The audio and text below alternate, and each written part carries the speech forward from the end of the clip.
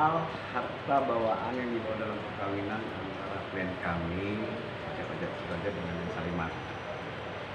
Pada prinsipnya, klien kami sama sekali tidak ada niat untuk menguasai, menghalangi atau apalagi mempersulit dari pihak Jen Salimat untuk mengambil apa yang konon katanya menjadi barang miliknya. Kenapa jadi terkesan seperti dipersulit? Oh, itu tidak sama sekali, itu pernyataan yang keliru. Hanya momen saat ini kan sedang ada permasalahan, sehingga klien kami khawatir terjadi kesalahan, sehingga dia mengedepankan unsur kehati-hatian. Nah, sejatinya sih saling menghormati saja. Kalau memang ingin cepat kembali barangnya, ya gunakan dengan cara-cara yang patut dan benar. Misalnya bertali dengan kuasa, daftarkan di situ lampirannya apa saja barang-barang yang hendak diambil. Itu kan lebih baik menurut kami ya. Bukan dengan cara datang, ambil dan pergi begitu saja, tidak seperti itu. Kita ini hidup di negara yang ada aturannya. Datang baik, pulang baik, bawa barang baik, bawa pergi barang baik. Begitu sih intinya. Tapi sejauh ini dari pihak sana mengatakan kalau dari pihaknya Cecep sendiri mempersulit. Jadi sedikit pun tidak ada, tolong garis bawahi ya, sedikit pun tidak ada untuk mempersulit persoalannya, hanya karena sedang ada permasalahan hukum, sehingga klien kami khawatir melakukan kesalahan, sehingga menimbulkan akibat hukum baru. Jadi tolong sama-sama menghormati, kalau memang mau diambil, lakukan dengan cara yang patut dan benar. Poinnya seperti itu, bekali dengan surat kuasa atau kuasa hukumnya sendiri yang hadir. Misalnya dengan membawa surat kuasanya, dengan daftar-daftar barang yang akan diambil. Yang namanya, kami kok sepakat kok, yang namanya barang atau harta yang dibawa dalam perkawinan itu akan kembali kepada yang membawa. Jadi harta asal kembali ke asal. Hanya cara mengambilnya saja, bukan persoalan di hartanya. Jadi seperti itu.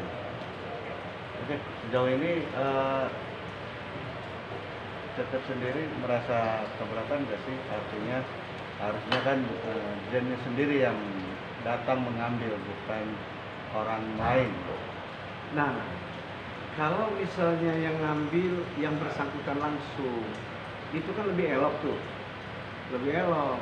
Yang namanya barang dia yang tahu mana barang-barangnya, supaya itu tadi tidak terjadi perkeliruan. Persoalan kenapa klien kami seolah-olah seperti mempersulit, karena yang mau mengambil kan bukan yang bersangkutan, tapi dia menyuruh orang lain yang kami juga tidak tahu apa hubungan hukumnya dengan orang yang bersangkutan itu.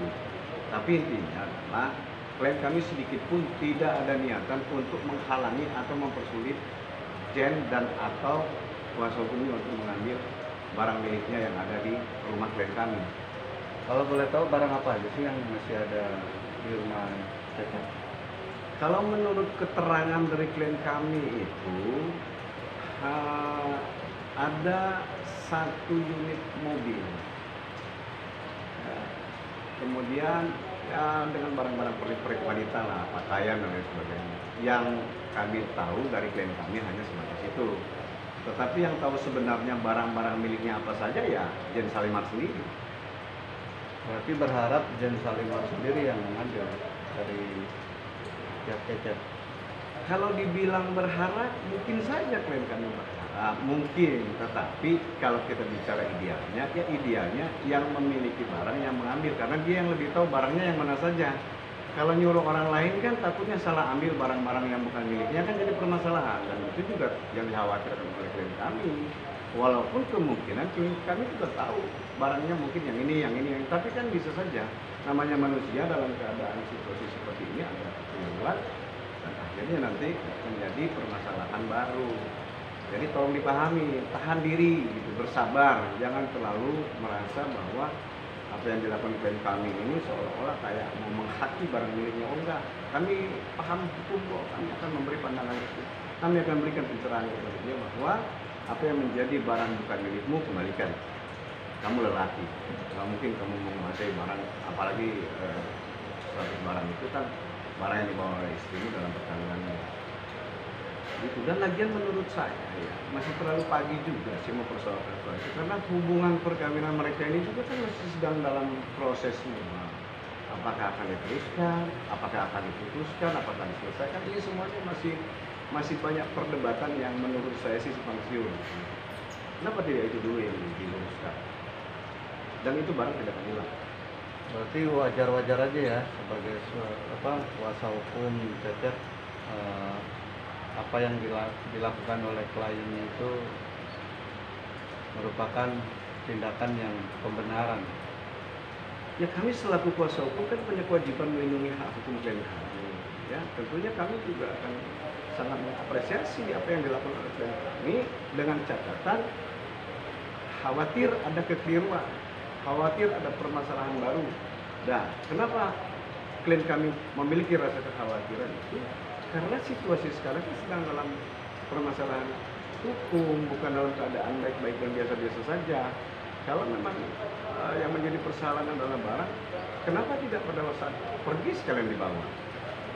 Kenapa baru setelah ada permasalahan rame baru diambil? Dan ketika diminta bersabar, ya tidak mau.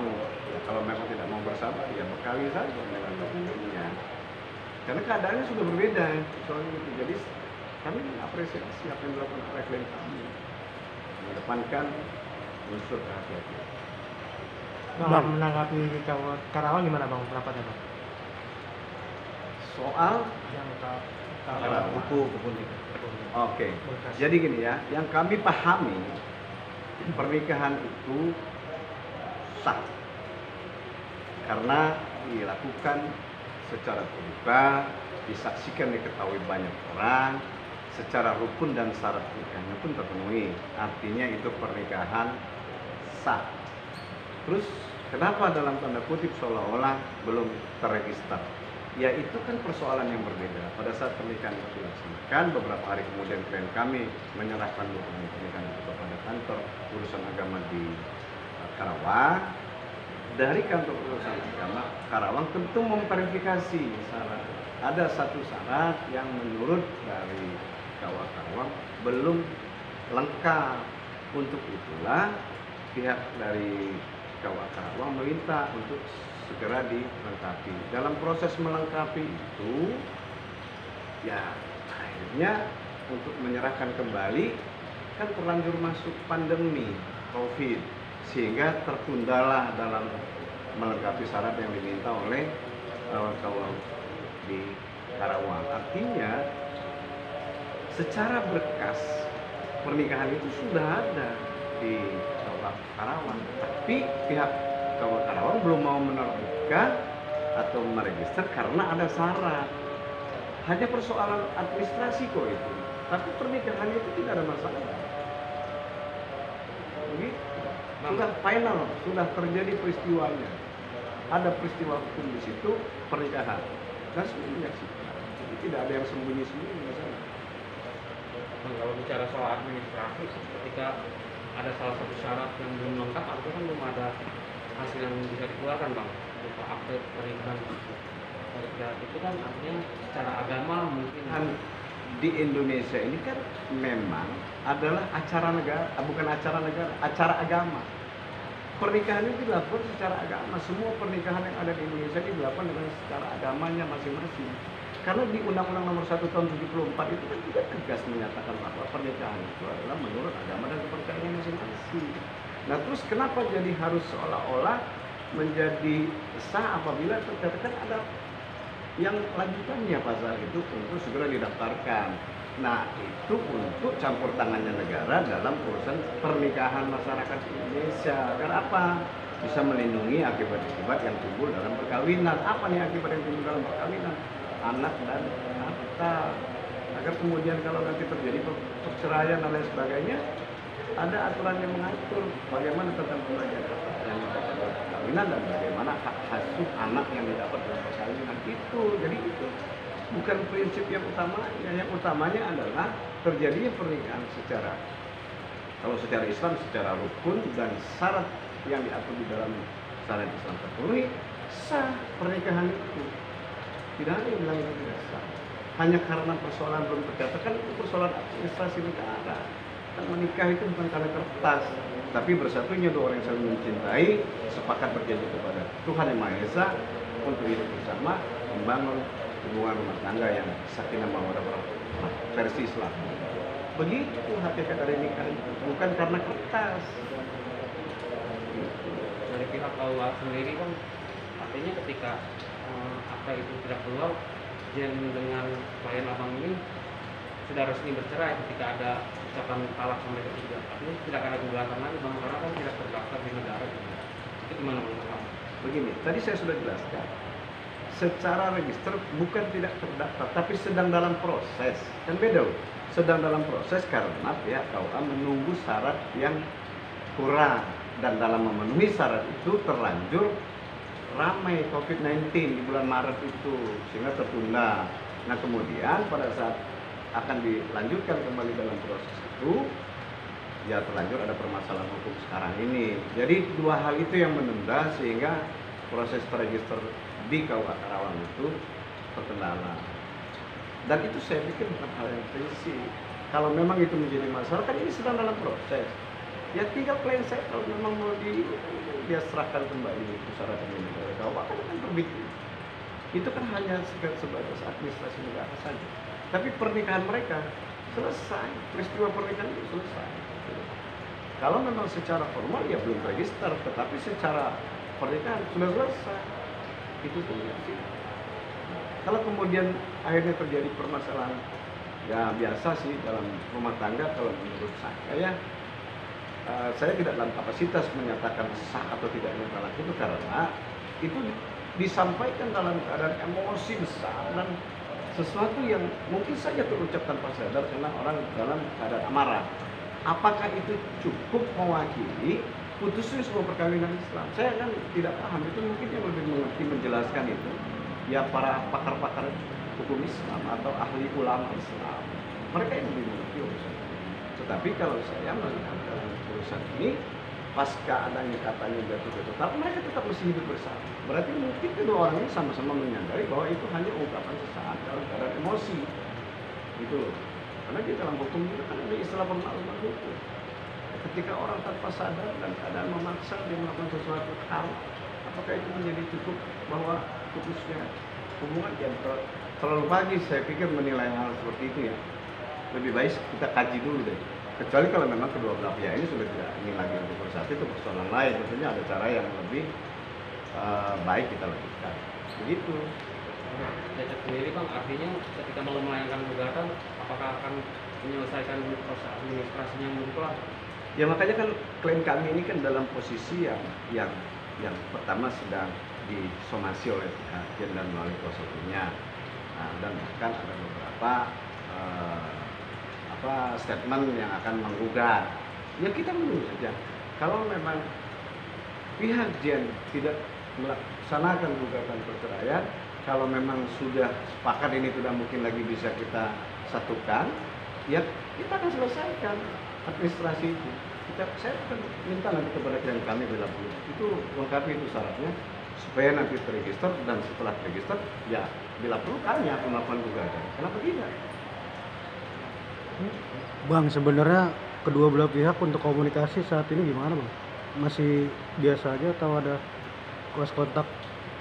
Kalau sepengetahuan saya ya, sebelum permasalahan ini pun komunikasi klien saya dengan istrinya, saya masih panggil istrinya ya, itu memang terkendala. Justru persoalan ini menjadi muncul akibat terkendalanya komunikasi suami kepada istri. Itu ya, sampai yang saya dengar dari cerita klien saya, dia datang ke tempat acara di mana istrinya yang katanya terlibat dalam proses kemenangan di Mekah, jauh dari Bandung berangkat ke lokasi di Tangerang itu, tapi sampai sana dia itu tidak bertemu. Kemudian mulailah muncul isu-isu katanya memiliki kendaraan dan lain sebagainya, sehingga suami saya bertanya, dia dari mana. Saya pikir itu hal yang biasa yang dilakukan oleh setiap suami apabila dia merasa tidak pernah memberikan sesuatu kepada istrinya, tapi istrinya memiliki barang tersebut. Dan itu hal yang biasa, yang saya pahami, tidak menuduh. Menduga dan mencurigai itu biasa-biasa saja seorang suami, toh tinggal jawab aja, nggak usah jadi memutus komunikasi dan bahkan akhirnya menjadi ramai seperti sekarang ini. Bagaimana tanggapan kamu soal Jen mengatakan bahwa pihak Cecep itu telah menipu jika Cecep tidak mendaftarkan pernikahannya di KUA Karawang, Bang. Tapi di satu sisi Jen mengakui sendiri bahwa foto buku dengan aktanya itu hanya sebatas formalitas. Gini, masyarakat Indonesia ini sudah pada cerdas, dan kita lihat dulu pihak yang menikah ini, orang yang mengerti nggak syarat dan rukun nikah, tentunya sama-sama memahami. Dan yang saya pahami itu bukan pernikahan pertama, jadi terlalu naif lah ya kalau merasa ada hal-hal yang seperti itu disampaikannya gitu loh. Ya silakan aja nanti masyarakat yang menilai. Mungkin nggak sih klien saya melakukan hal seperti itu sementara dia seorang laki yang mungkin jatuh hati, jatuh cinta, ingin mempersunting agar dia menjadi istrinya, dan itu dilakukan dengan baik, disaksikan banyak pihak, rukun dan syaratnya terpenuhi, ya gimana hal yang dituduhkannya itu gimana? Kalau masalah belum terdaftar, bukan belum terdaftar, sudah didaftarkan, tetapi sedang dalam proses karena pihak KUA-nya meminta syarat yang belum lengkap, dan klien kami sudah berusaha untuk melengkapinya, tetapi ketika mau menyerahkan keburu kan datang pandemi, PSBB dan lain sebagainya. Jadi tidak ada niat sedikit pun klien kami untuk tidak mendaftarkan itu. Terbukti kok, boleh cek di KUA yang bersangkutan, ada nggak pernah klien saya menyerahkan dokumen itu, mendaftarkan itu. Begitu aja. Bahasa menipu ini tanggapannya seperti apa? Bukan ya, tentu kan ada akibatnya. Kita ini kan main di ranah hukum. Kalau ibarat pepatah, main air basah, main api, terbakar, main hukum aja. Bisa terjerat hukum. Kalau memang apa yang dituduhkan kepada klien kami tidak bisa dibuktikan, ya ini akan menjadi permasalahan baru. Kalau klien kami tidak menerima, kan persoalan hukum itu akan menjadi permasalahan apabila salah satu pihak tidak terima atas sebuah reaksi atau aksi dan berakibat reaksi yang tidak sepakat dengan apa yang dilakukan. Seperti itu. Tapi berarti ada langkah hukum kembali ya nantinya pasca selesainya masalah ini. Ya tentu, karena kan gini, kalau memang permasalahan mereka ini tidak bisa diselesaikan dengan musyawarah dan kekeluargaan, ya muaranya akan langkah hukum. Langkah hukum ini kan tidak melulu hanya langkah hukum pidana, kan ada langkah hukum perdata, gugatan di pengadilan agama, langkah hukum perdata. Kalau memang masih bisa, ya baik, berarti tidak perlu melakukan langkah hukum. Kalau memang ternyata masing-masing pihak berkeras, ya muaranya ke langkah hukum. Apalagi Itu.